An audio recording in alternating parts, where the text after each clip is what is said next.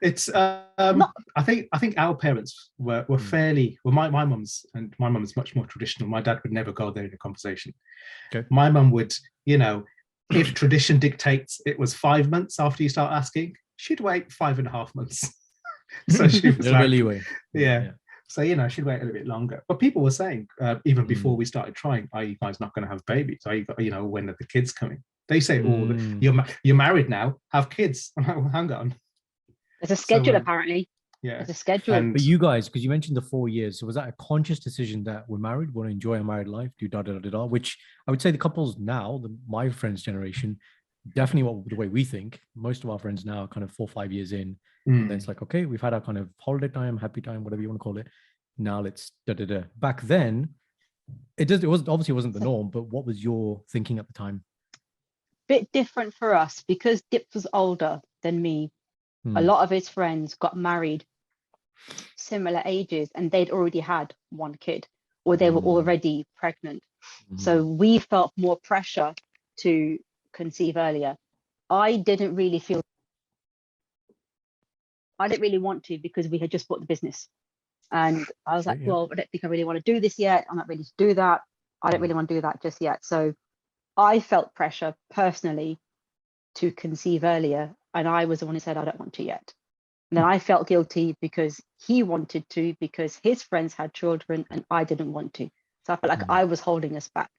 But I was mindful that as soon as we became pregnant, I didn't have to stay at home for a year.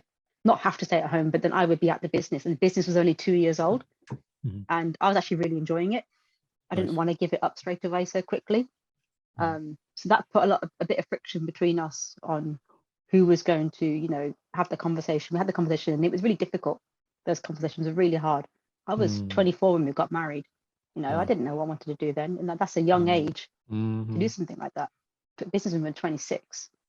So I wasn't ready. Dips was definitely ready. And that was really hard. But you talk to each other. That's important. Talk about everything.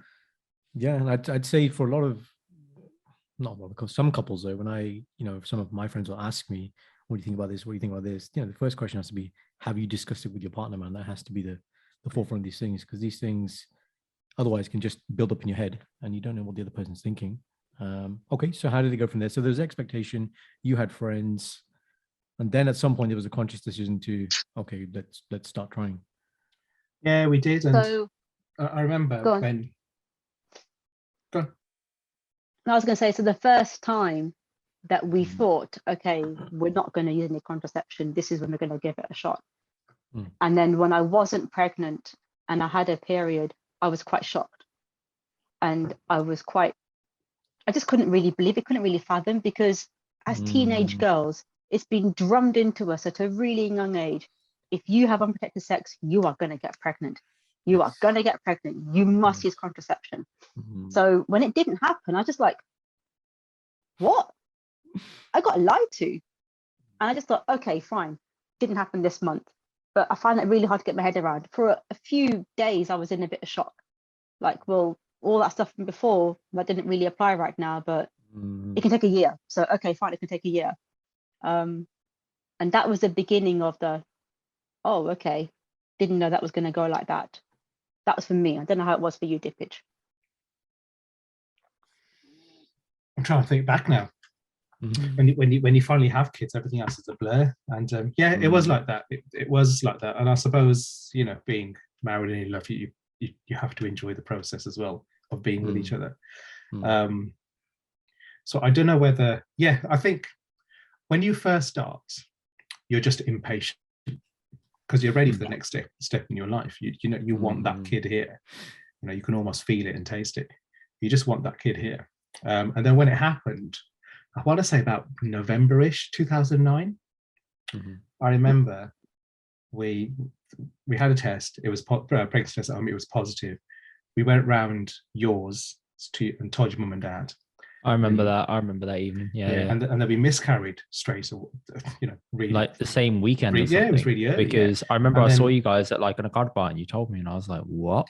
Yeah. Well, Harps called your mum, and mum said, and mum, when it comes to sort of stuff, mum is very much, she's panicky. She's go to A&E right now. And you mean at the miscarriage?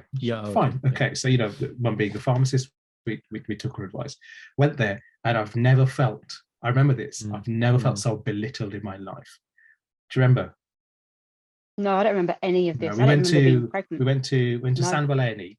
We said that we were pregnant and we were miscarrying and you were bleeding. And the woman and the doctor on call just looked at us like we were just crappy poor couple off the street.